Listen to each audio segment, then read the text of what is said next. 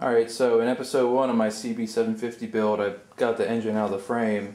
I got the valve cover off. These are all Phillips screws. I only managed to strip one of these out. I'd like to replace those with Allen heads anyways. But I didn't even need to use an impact driver. I gave it a couple good thuds with it, with my regular cordless. But probably the most important thing is that I do have a proper number 3 Phillips bit, which is, you really need that. Then I took the rockers out. Good thing you gotta do when you take that apart. You gotta put everything back exactly where it came from. This is cylinder number 1. I have the intake and exhaust, and I have those separately marked. And I have the cam shaft bearing for cylinder number 1. That goes back to the exact same spot. Cylinder number 2, cylinder number 3, cylinder number 4. So that's very important. So the real big news here that I'm really excited about is I got it freed up. Took the side cover off here, which houses the stator or alternator, whatever you want to call it. And then I got a big breaker bar, 18mm socket on the crankshaft here. Actually, just took a little bit of leverage. Not a lot. It came right. You know, it spun pretty easy. I can spin it by hand now. Actually, it gets hung up at one spot.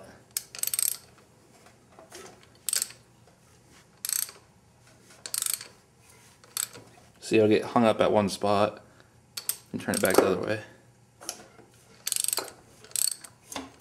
But I'm really glad now, because I was thinking I was going to have to cut the timing chain off, because the 2 bolts that hold it on, it was in this position, and there's no way you can get to the bottom one down here with a wrench really to get that off, to get the sprocket off.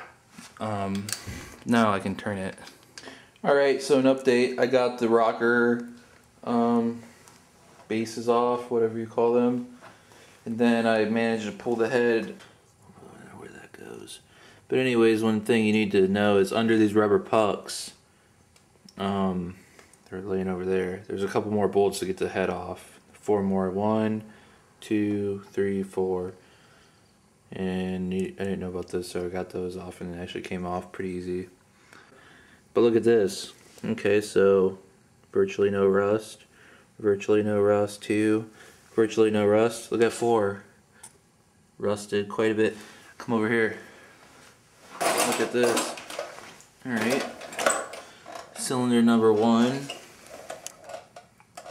Basically clean. Basically clean. Basically clean. And cylinder 4. Wish I had more light. Something happened there, a little rusty. But yeah, Just got the jugs loose here.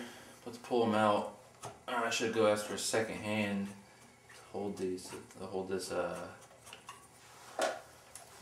timing chain. But I think I got it. This is making it look a lot easier than it was. I had to do a little prying. And all that good noise. Ooh.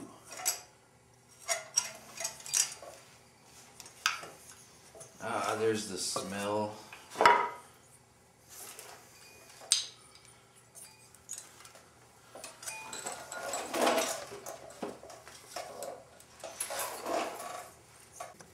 Alright, so as I was saying, one thing I noticed is that good old rusty number 4 here. The rings are frozen on the piston. You can see the rings are frozen. You can't see them on all the other pistons. They're loose. You can spin them around.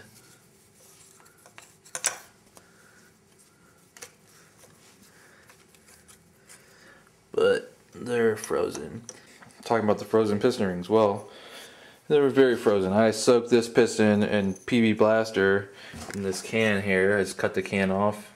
It was all out of aerosol, but there was literally that much PB Blaster left in it, so I soaked it in there. And it didn't really seem to do much. I just went ahead and started trying to get them out with a screwdriver, and they broke off. This is just one I put in here. They're from another piston to test the fit. But yeah, I mean, I had to break them out in 5 or 6 pieces because they were that rusted in there. Once those rings get some rust on them in the piston, they aren't moving, and that's not good. So I ordered new rings and gaskets for this motor. I also got new valve stem seals.